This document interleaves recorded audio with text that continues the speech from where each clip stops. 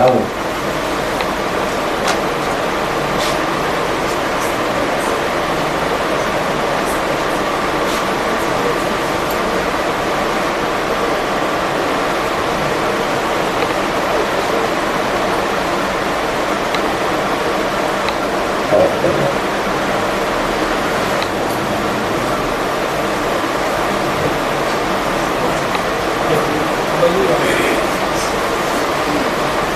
Baik.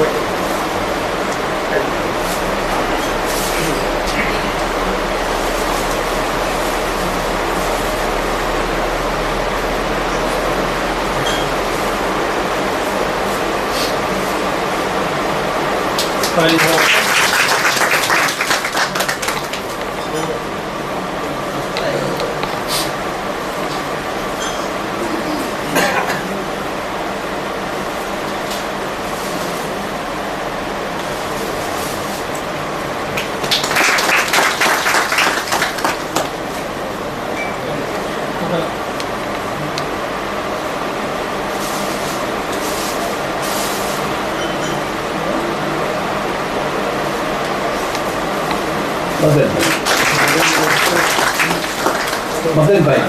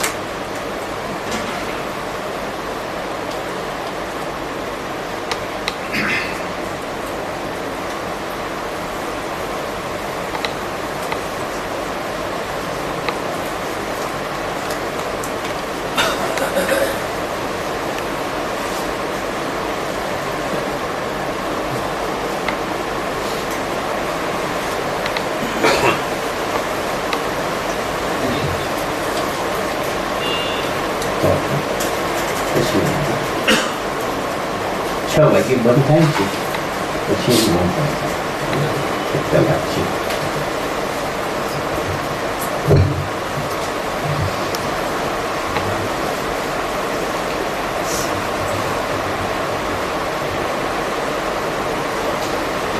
આવનાર મહાનુભાવોને હું હૃદયપૂર્વક સત્કાર કરું છું.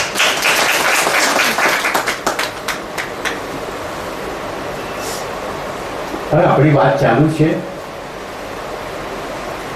કે જે આયુષ લંબાવવા માટે થઈને આ લોકો સંતો મહાત્માઓ આ ખેસરી મુદ્રાનો પ્રયોગ કરી અને લંબાવે છે.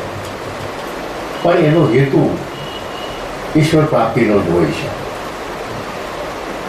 એટલે જ્યાં સુધી અહંકારનું અસ્તિત્વ જ્યાં સુધી આપણામાં છે ત્યાં સુધી મુક્તિ મળી શકે એમ નથી.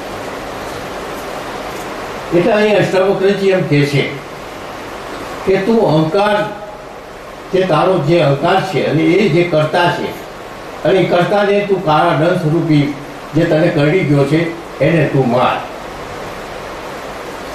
તો હવે એને મારવો કઈ રીતે? તો એને મારવા માટે થઈને જે વાત એ છે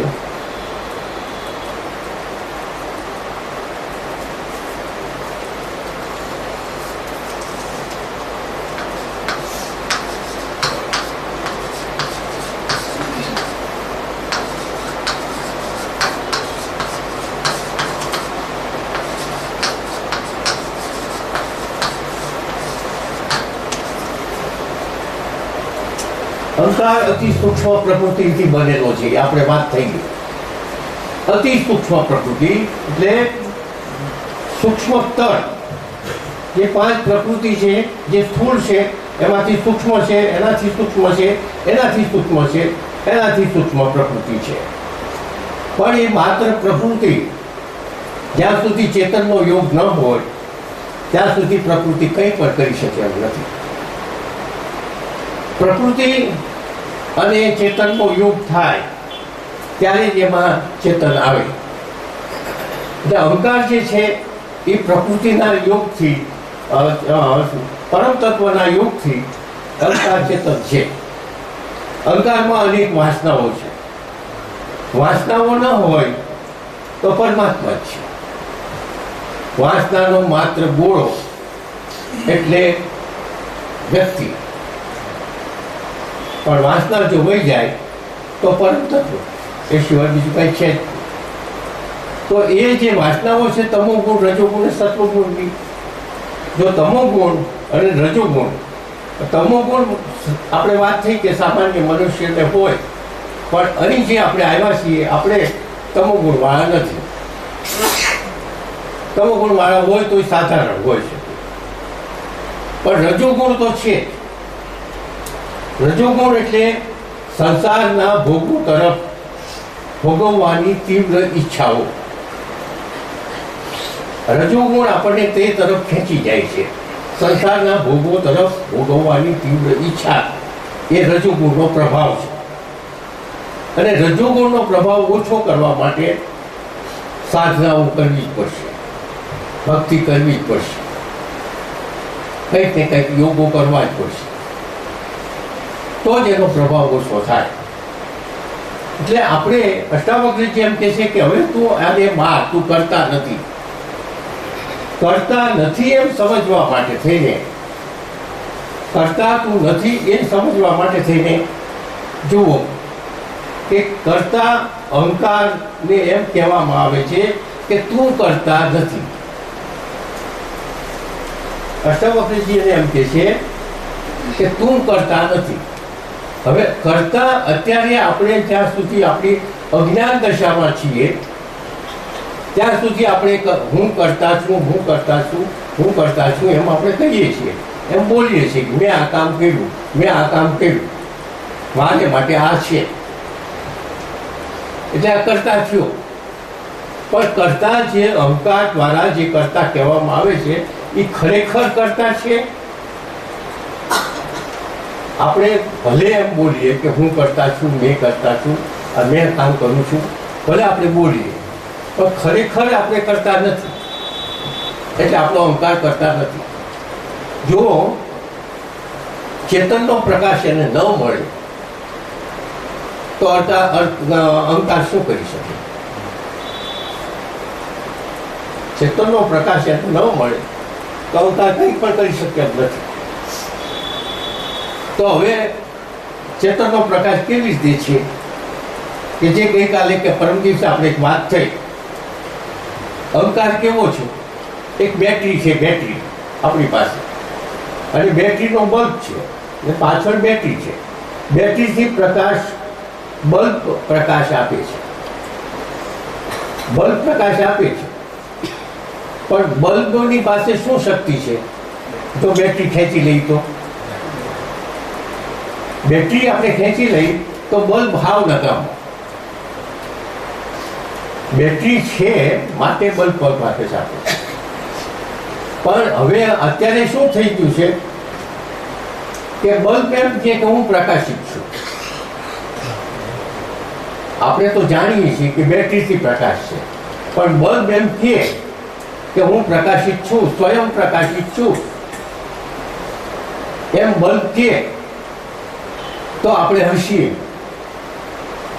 કે આ તો ખોટું બોલે છે. તો આપણો અહંકાર એમ કે હું જ બધો કરતા છું. તો ચેતનનો પ્રકાશ છે, ચેતનનો પ્રકાશ છે એટલે તું પ્રકાશિત છો. ચેતનનો પ્રકાશ ન હોય તો તું શું કરી શકે એમ છો? એટલે અહીં એમ કે છે હું કરતા છું, હું કરતા છું એમ તું વારંવાર કહે છે તો તું કરતા કેવી રીતે છો? જો આ જ્ઞાન પ્રાપ્ત થયા પછી આપણે કોઈ પણ દાન પુણ્ય કે કંઈક પણ કરતા હોઈએ તો આપણે એમ માન્યું કે હું કરતા છું, ખરેખર આપણે દાન કરીએ છીએ ત્યારે આપણને કહેવામાં આવે છે સંતો મહાત્માઓ તરફથી તું કરતા ભાવ ન રાખ, ફળની ઈચ્છા ન રાખ.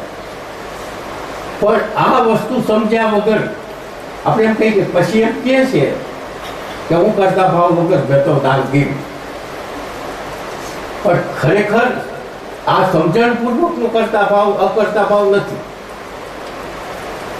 આપણે કોઈ પણ જગ્યાએ દાન કરીએ છીએ કે કોઈ સારા કાર્ય કરીએ છીએ ત્યારે આપણને કદાચ એમ પણ થાય કે ભાઈ આમાં કરતા ભાવ ન હોય તો બહુ સારું, તો એક આપણું પુણ્ય કર્મ ગણાય.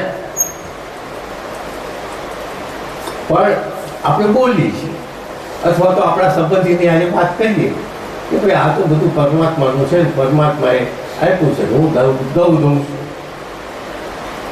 આ શબ્દો બોલ્યા પણ એ શબ્દો સમજણપૂર્વકના નથી.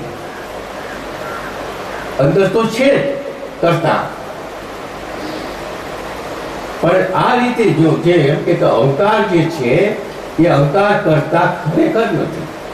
આપણે ટ્રેનમાં જતા હોઈએ અને ટ્રેનમાં આપણે બેઠા છીએ, ગાડી ચાલે છે અને આપણે સામાન લઈ અને માથે મૂકીએ અને પછી બાજુવાળાને એમ કહીએ કે જો આ સામાનનો ભાર મેં માથે મૂક્યો છે એટલે ટ્રેનને આટલો ભાર ઓછો છે, ટ્રેનને ભાર આટલો ઓછો કર્યો કે. પણ કેવી રીતે? તારો બધો ભાર ખેંચે છે એ ચેતન છે એટલે જ આ બધું તારું બધું કર્તવ્ય જે કંઈક સંસારમાં તું કંઈક કરી રહ્યો છું એ ચેતન છે એટલે તારીથી થઈ રહે છે. એમાં તું હું કરું છું તું શરીરને સાથે લઈને એમ કે છે કે હું આ કરું છું કેવી રીતે થાય? એટલે અષ્ટાવક્રજીએ એમ કીધું કે તું કરતા નથી. વાત આ જ છે, તું કરતા નથી. વિશ્વાસ રૂપી અમૃતને પાન કરીને સુખી થા. વિશ્વાસ રૂપી તો વિશ્વાસ તો આમ જ થાય કે આપણે જાણી લીધું, આ સત્ય જાણી લીધું કે હું કરતા નથી. ચેતન છે એ જ કરતા છે, પણ આપણે અહંકાર જેને માની લીધું છે. તો હવે તું એમ સમજી લે. અને અષ્ટાવક્રજી એમ કે છે મારા આ શબ્દો ઉપર વિશ્વાસ રાખીને સમજી વિચારીને અને તું હવે આ વિશ્વાસ રૂપી અમૃતને પાન કરીને સુખી થા. અમૃતને પાન કરીને એટલે જે આ જ્ઞાન છે, આ જે મેં તને જ્ઞાન દીધું કે કરતા તું નથી, અકર્તા છો, છતાંય તું કરતા માનીને બેસી ગયો છો. તું તો જળ છો. તારામાં જો ચેતનનો યોગ ન થાય તો તારામાં કંઈ પણ શક્તિ નથી કરવાની. એટલે એમ કે છે કે વિશ્વાસ રૂપી પાન કરીને થા. હવે આગળ આપણે અષ્ટાવક્રજી શું કહે છે આગળના શ્લોકમાં આપણે જોઈએ. પછી એમ કે છે આ શ્લોક છે આપણો 9મો. પછી એમ કે છે કે હું એક વિશુદ્ધ જ્ઞાન સ્વરૂપ છું. નિશ્ચય રૂપી અગ્નિ વડે અજ્ઞાન રૂપી મહાન વનને સળગાવીને શોક રહિત થઈને તું સુખી થા. કારણ કે આટલું બધું 8 શ્લોક સુધી બધું સમજાવી દીધું છે. અને આપણે આગળ પણ જોઈ લીધું કે હું બ્રહ્મ છું. બ્રહ્મ સિવાયનું બીજું બધું જે છે એ બધું નિત્ય નથી. એક વખત હોય, એક વખત ન હોય, બીજી વખત હોય અને ત્રીજી વખત ન હોય, એક કાળે હોય બીજે કાળે ન હોય, એ સત્ય નથી. એ આપણે પહેલા બીજા ત્રીજે દિવસે જોયું. એટલે અહીં એમ કહે છે કે તું એક આખા બ્રહ્માંડમાં અંદર એક જ બ્રહ્મ તત્વ જે છે તે એક જ છે. એનાથી ચડિયાતું બીજું કંઈ છે જ નહીં. જે વ્યાપક છે, જે આપણે વાત થઈ કે જે અનંત છે. પૂર્વ દિશાએ ચાલ્યા જ જાઓ, કોઈનો છેડો નથી. પશ્ચિમ દિશાએ જાઓ, ચારે દિશાઓમાં જાઓ, ઉપર જાઓ, નીચે જાઓ, તો જ્યારે અનંત છે એવો તું છો. પણ ખરેખર પ્રકૃતિના અને અહંકારના આ જોડાણથી તું એક આ શિવભાવ તારામાં થઈ ગયો અને આ શરીર તે ગ્રહણ કરી લીધું. અને હવે તું એમ કહે છે કે હું છું, હું પરમાત્માથી જુદો છું, હું એક છું. આ બધી વાત જે છે એ તું સત્ય નથી. તું સત્ય એક જ છો, વિશુદ્ધ સ્વરૂપ તું છું. વિશુદ્ધ એટલે કોઈ પણ તત્વ તારામાં બીજું અશુદ્ધિ તત્વ તારામાં છે નહીં, એવો તું છો. વિશુદ્ધ સ્વરૂપ તું છો, તું એક જ છો. એક છે એ એક બહુ મોટી વાત છે. એક જ છો એ જે કીધું છે એ બહુ સમજવા જેવું છે કે સંસારની અંદર જે કંઈક રૂપો જોઈ છે, આ સૃષ્ટિની અંદર જે અનેક રૂપો જોઈ છે, સજીવ નિર્જીવ જોઈ છે રૂપો, પણ આ બધા રૂપો જે છે એ પ્રકૃતિના રૂપો છે. પ્રકૃતિના રૂપો અનેક છે, પણ આ પ્રકૃતિના રૂપો અનેક હોવાનું કારણ શું છે? એક જ તત્વ.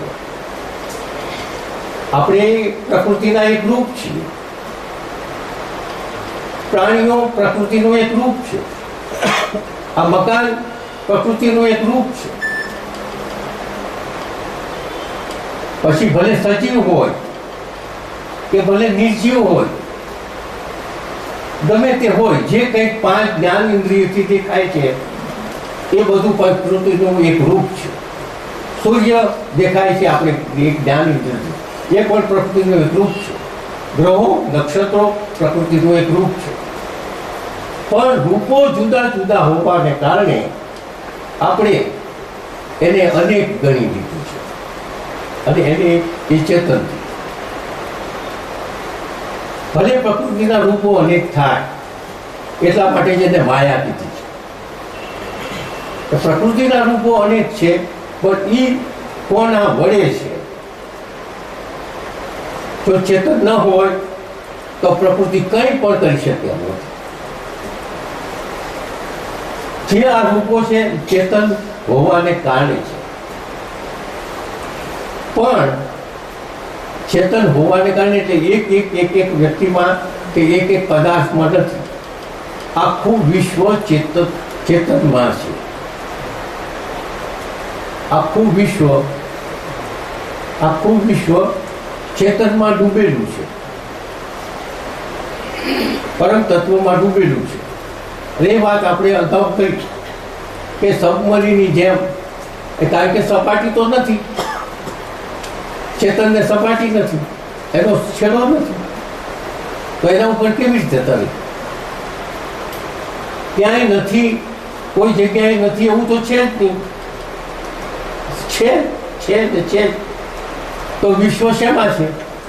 તો વિશ્વ બ્રહ્મમાં, બ્રહ્માંડના બ્રહ્મમાં ફરી રહ્યું છે. સૂર્ય કુટુંબ આખું આ બ્રહ્મની અંદર જ ફરી રહ્યું છે. અને એ ફરી રહ્યું છે, પણ એના અણુમાં પણ છે. અણુથી એનાથી જુદું કાંઈ છે જ નહીં. અણુમાં છે. અને એના અણુમાં હોવાને કારણે આપણી પૃથ્વી પણ એમાં જ છે, એક ભાગ છે. અને એ પૃથ્વી પણ બ્રહ્મના અણુ એમાં છે. અને એટલે આપણી પૃથ્વીમાં જે કંઈક સર્જન વિસર્જન થઈ રહ્યું છે, મોટા મોટા પહાડો થાય, જ્વાળામુખી ફૂટે, ધરતીકંપ થાય, એ સિવાયનું જે કંઈક આ બધા રૂપો બદલાય, આ વનસ્પતિ પોતા પાછી ઉગે, પાછી સુકાઈ જાય, અંદર મહાસાગરની અંદર કેટલાય પ્રાણીઓ બને, વળી પાછા મરે, ઉપર આપણે બધા આવા જીવો બધા થાય અને પાછા જાય. અહીં અવિરત એક પ્રવાહ ચાલુ છે. એ પ્રવાહ જે ચાલુ છે એ માત્ર પ્રકૃતિ છે, પણ પ્રકૃતિ એની ચેતનની સહાયથી છે. કારણ કે આખું વિશ્વ ચેતનની અંદર છે. એટલે તું એક છે. એક છે એટલે એટલા માટે કીધું કે એ એક જ છે. આખા બ્રહ્માંડમાં એક જ વ્યાપ્ત છે. એ સિવાય બીજું તત્વ એનાથી ચડિયાતું છે નહીં.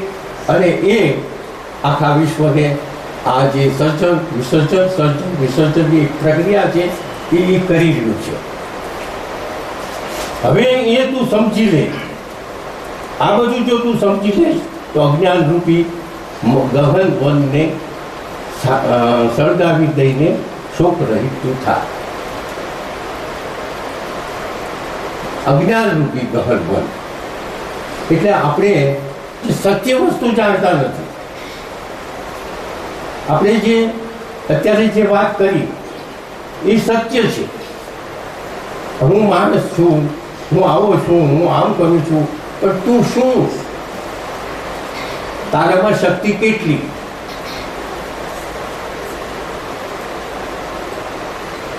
આપણા રમણ મહર્ષિએ એક દાખલો દીધો. એક લંગડો હતો. એ લંગડાએ એમ કીધું, યુદ્ધ સામે હતું, યુદ્ધ કરવાનું, અમુક સામે લડવાનું. લંગડો કે મારો પગ એક નથી, પણ મને એક ટેકો આપે ને તો હું બધી લડાઈ કરી શકું. મને એક ટેકો, જો કોઈનો પગનો ટેકો મને આપે તો હું બધાને મારી. અને સમજો કે એને મારી નાખ્યા બધા. એને ટેકો એક ભાઈ આપ્યો, એક ભાઈ ટેકો આપ્યો મારી નાખ્યા. પણ હવે એ એમ કે મેં બધાને મારી નાખ્યા તો કોને કેવી રીતે માર્યા? તને ટેકો ન હોય તો તને ટેકો ન હોય તો હવે ટેકાવાળો એમ કે મારા વડે માર્યા. ટેકાવાળો એમ કે મારા વડે મર્યા, પણ તારા વડે તે ટેકો દીધો. એ બેમાંથી કોના વડે મર્યા? બેનો યોગ થયો તો એ થયું કાર્ય. બેનો યોગ થયો એટલે એ કાર્ય થયું.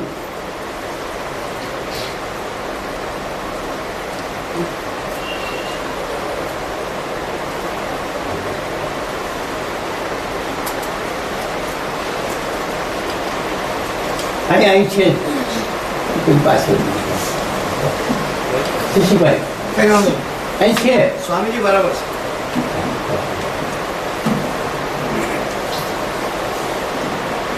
આવો છે જગન બાપાને મોકલો.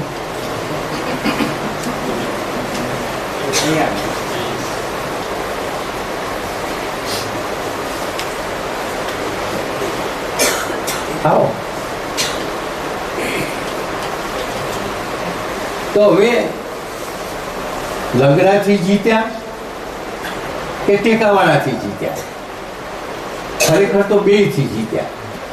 એકબીજાને અનુકૂળ થયા, એકબીજાને સહાયક થયા, તો એ કામ થયું. એવી જ રીતે અહીં પણ એવી જ રીતે આખી સૃષ્ટિની અંદર આ જ છે. આપણી સૃષ્ટિની અંદર આ જ છે કે બે તત્વોનું મિલન છે, પ્રકૃતિ તત્વ અને ચેતન તત્વ, બે તત્વોનું, અને એ મિલન અનંત છે, અનંત કાળથી છે. પણ આપણા ઋષિમુનિઓએ આ બે તત્વોને સમાધિ દ્વારા બેના લક્ષણો, રૂપો જે કંઈક છે એ સમાધિ દ્વારા